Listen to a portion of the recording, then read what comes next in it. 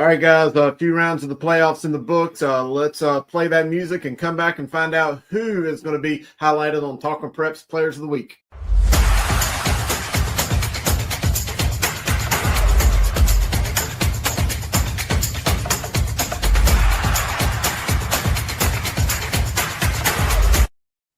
All right, guys, had a great week of some high school football playoffs, or the midpoint, 3 weeks in the books. And let's find out who did the balling out, who got the call, and who's going to get highlighted here Talking Prep. So let's go up to the high country. Watauga County, Boone, in a 27-19 victory over Charlotte Catholic.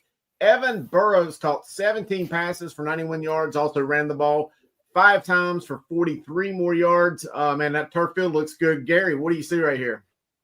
Speed. He's got another gear that the Catholic kids don't have. He caught a variety of tight balls. I think those stats are wrong, though, because he's got 91 yards on just these highlights alone. And if he caught 17 passes, I know he had more than 91 yards. Yeah, for sure.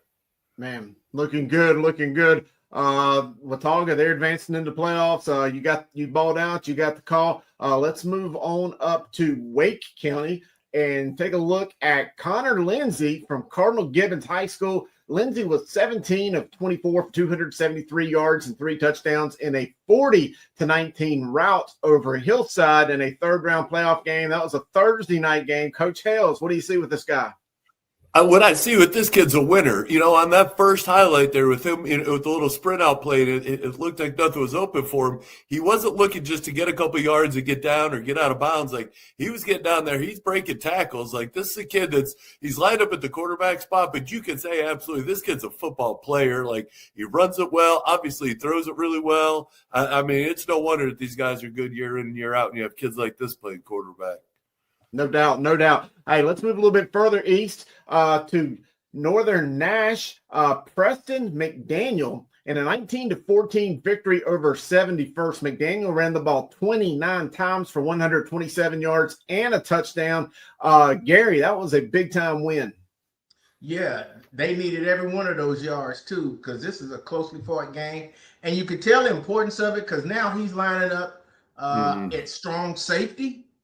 And coming up, making a play in open field, that's more impressive to me than anything is that, he can do everything. He's catching passes. He's running the ball between the tackles.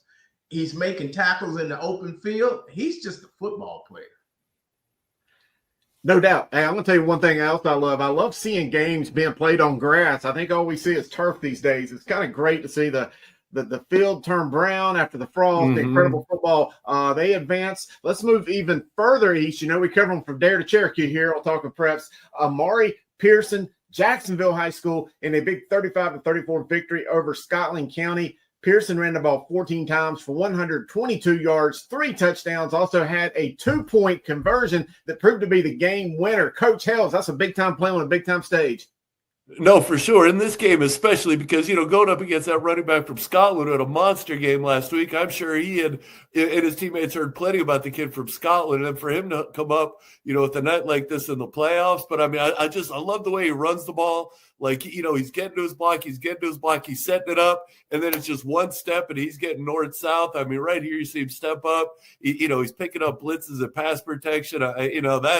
This is just great all-around play by him.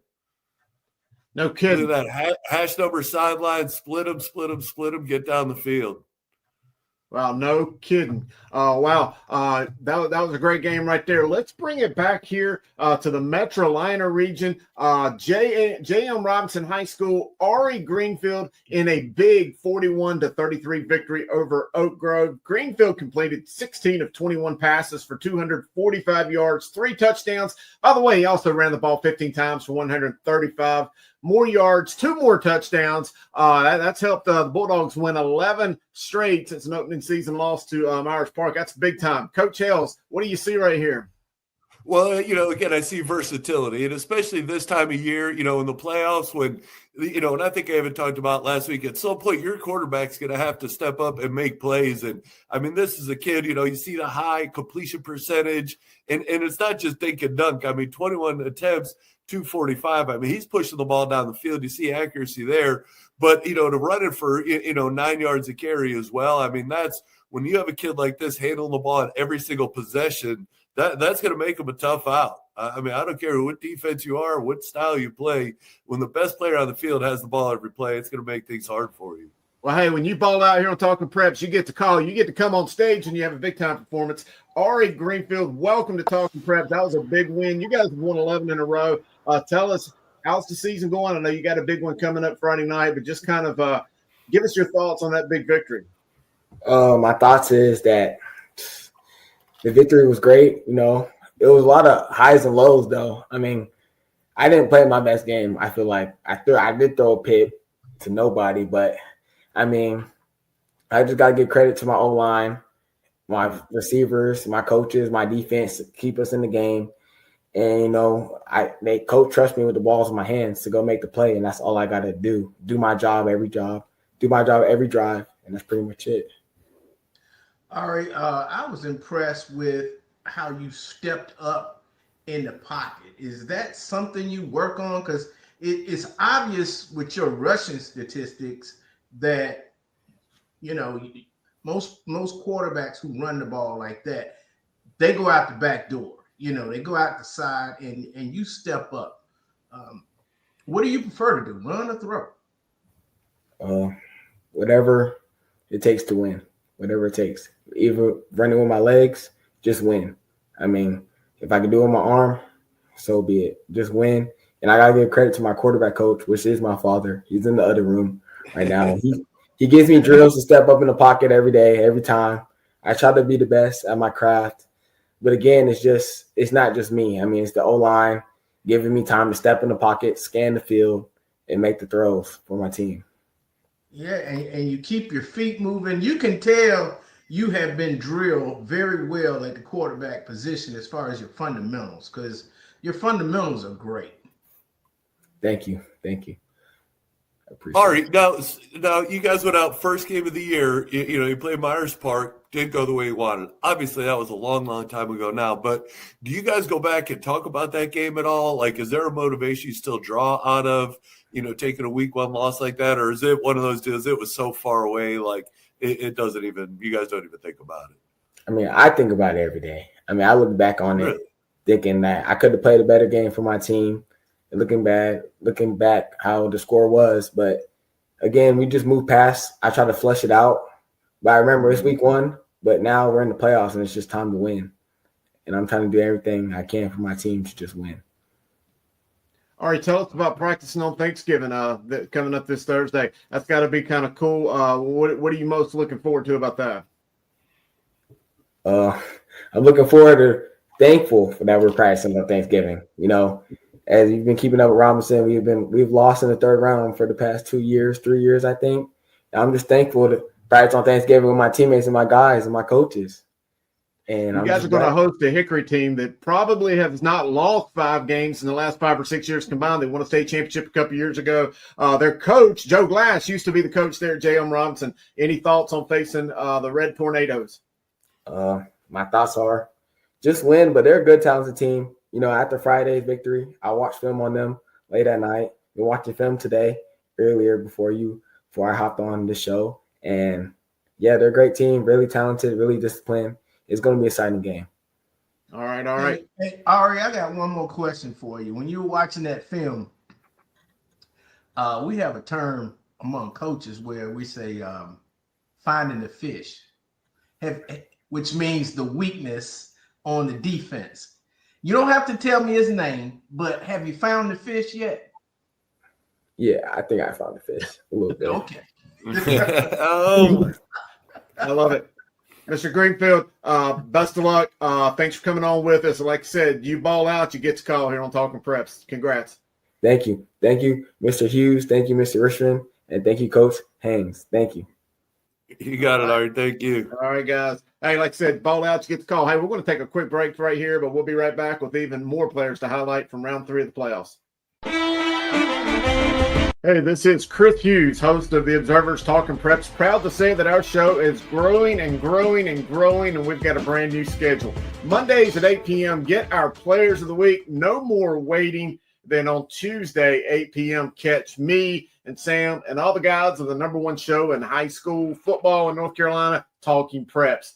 Wednesdays, 8:30, Dale Ross and Jim West will host Talking Preps OT Live, talking about statewide issues, trends, and interacting with viewers. And don't miss our post-game show Fridays at 11 p.m., where we wrap up all of the night's actions. At Talking Preps, we've got you covered all week. All right, guys, here we are wrapping up round 3 from the playoffs, Talking Preps. You ball out, you get the call. We got some more guys to talk about. Remember, we covered from Dare to Cherokee. Let's go all the way down to Duplin County. James Keenan High School in a big 54-26 rout over Aiden Griffin. Jeremiah Hall rushed the ball 15 times for 260 yards and 2 touchdowns. He's averaging 17.3 yards per carry. I can attest that most of that was in the first half this year because they blew so many teams out. But his teammate, Talil Pearson, also ran the ball 12 times for 202 yards and 3 scores, averaging 16.8 yards per carry. That's quite the double-headed monster in the backfield, Gary. What do you think about that? I'm thinking Nebraska, because when I saw that quarterback get under center, turn around and pitch it, and they're running off tackle, not a toss sweep, an inside run, I'm thinking, oh, that's the kind of stuff Nebraska used to do with the quarterback as the lead blocker. And that's the part I was going to say right there. Yeah, it's the seeing the quarterback under center, and you got 2 backs like that. That's an awesome weapon right there. And I'm sure their opponents don't get to see that many teams under center. Mm-hmm. And I don't know why more high school teams don't run from under center, because it's a better running formation than shotgun is. Man, I couldn't have said that better. They are getting it done on the field. Coach Tim Grady, they've had a great season. Congrats to them. Let's move on. Let's bring it back here to the western side of the state. Let's go all the way up to Caldwell County, Lenore. Evan Holly from High Brighton High School in a defensive slugfest, 14-9 over Stuart Kramer. Holly had 12 tackles, including 8 solo and a sack. Coach Hales, I know you like them defensive guys. I do for sure, especially a game like this. What do we got, 14-9? So, it's going to be a physical game. And, the things that I see, obviously you see the stats of 12, and the 8 solos. But other things that are showing up on the film here is just how he's setting the edge. He's being physical, and he's playing his part of the defense, and he's allowing the other 10 guys on the ball to pursue. So even when he's not, making the plays, he's not being selfish and jumping out and vacating gaps and things like that. He's doing his job. And then like that clip right there, he sets the edge, he holds the C gap, and then he's still able to get off and get a tackle for a loss there. So, no, that's very well done. And a kid that's, obviously well coached. We know about, the history at High Bright and how they've always been really, really good. So, no, great job on a Friday night and a big playoff win. All right. Let's go back to Eastern North Carolina, all the way to Craven County. West Craven, Caden Seamster in a 30-14 victory over TW Andrews. Seamster had 14 tackles, including 11 solos, 6 tackles for a loss, and 2 sacks. He's another one of them dogs. Gary, tell me about him. He's just unblockable. Look at that. He's in a track stance. He's not avoiding contact. He's running through the chest of the offensive lineman. He's a disruptor, man. When you got a guy like that on your defense, it makes it very hard for offense to drive the field, because you're not going to block him 4 or 5 plays in a row. In one of those plays, he's going to get you off schedule, and that's what I see here. Wow. Yeah, and not even the place he's making sacks. Like, again, getting hurries there too. But this guy, you look at it, kid's tall as could be, long arms. He's going to disrupt plays, even if he's not getting in the backfield, just getting his hands up and knocking passes down as well. Yeah. Wow. I'm not trying to put too big a name on him, but he looks like LT coming off that line from way back in the day. That guy's got some speed.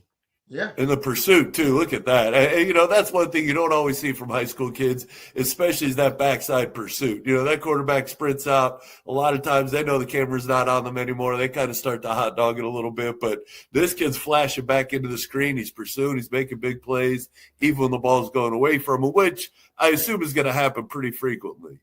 Yes, sir. It looks like he just did a zone drop, from the defensive end position.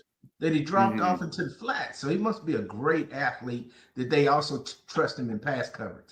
Absolutely. We got a couple more here talking prep. So let's bring it back to Wake County. Lex Sevilla, Middle Creek High School in a 31-30 win over Southern Alamance. Sevilla, a junior, completed 26 of 40 passes, 342 yards, and 3 touchdowns. A little bit of a fog bowl right there, Coach Hales. Yeah, these fog bowls are awesome. We played one of these back, like 2006 against Davie County. And it's so much fun to be in that environment. But, to talk about Lex here, the thing that to me is just jumps out is his decisiveness. He's going through his progressions, or maybe even pre-snap, there's a matchup that he likes. And once the ball leaves his hands, whether it's the right read or not, you can see that he's convinced that it is. And so that confidence that he has behind every throw, that translates. That transfers to the receivers. They know if he's confident that, he must be making the right thing, and they're going to make plays for him also. But, again, throw for 3 touchdowns in a playoff game like that, even that throw there into a real small window, you're talking about you want to throw that to the front court of the end zone, and receiver, you better be there. And Lex did his job, again, 31-30 win. Kudos to him, and good luck moving on. All right. Hey, we got one left here talking preps, and I think this is a big one too. Jared Street right here in Charlotte, Independence High School, in a big 52-18 victory over Richmond. This is not filmed from that game. This is earlier in the year, but still a big game over Richmond. They completely took the Raider magic out of the equation in that game. Street completed 12 of 15 passes, 212 yards for 3 touchdowns. Also completed 6 passes to 6 different receivers. Gary, he's a big one right here. Big numbers against a big team. Yeah, I saw that game. I was over on the Independence side of the field, and it very efficient. DJ is known for his script, and they punted the first series of the game. And I don't think I remember seeing Independence punt the first series of a game. I mean, they didn't get a first down. I was like, oh, what's going on? And I was like, did he leave his script? But after that, no problem. And they had a great offensive game plan. They ran the ball more than I expected them to. And that, I don't know if he was doing that because he found the fish on defense, or he was trying to protect his defense by time of possession. Jared. Yep. Hey, you ball out, you get to call Jared. Welcome to the studio here, Talking Preps. Tell us about that game. Yeah, that game was a pretty fun game. Going over there and seeing the away section and just seeing all their fans, it was pretty special. Jared, what did you think about when y'all ran the ball so much in the first quarter? Because we're used to seeing you spread the ball out a lot early in the game, and y'all just ran and ran and ran, and then when they start coming up, that's when you start picking them apart. But what did you think about it? First of all, do you get to see the script and say, yeah, coach, not coach, I don't like that one, I like this one? Do you have any say in the script? So actually, that first play, the reason why we didn't go down the field is because I had checked out of the first play on the script. So that kind of messed us up, and Coach McFadden, he kind of got on me for that. But after that, just running the ball, I mean, when you got 2 running backs like Jaden and Travis Hill with an O-line like that, I have no problem with them as long as we're winning the game and getting in the end zone. It doesn't matter to me. Yeah. Jared, at what point, does Coach McFadden, does he give you any input, as far as the game plan goes? Hey, Jared, is there something, if you guys go through Tuesday's practice, hey, is there, Coach, there's something I didn't like in there? Or, do you guys have that type of, relationship communication? Yeah, I always talk to Coach McFadden probably about 2 hours a day outside of practice. We talk in school. If I have something on my mind, I'm free to go talk to him. If I just need anything about football or asking about the game plan, I'm open to talk to him about it. Who throws a better ball, you or Coach McFadden? I always go with me. We compete, but I always say it's me. I'm sure it is you. I'm sure it is. DJ was more of a runner anyway.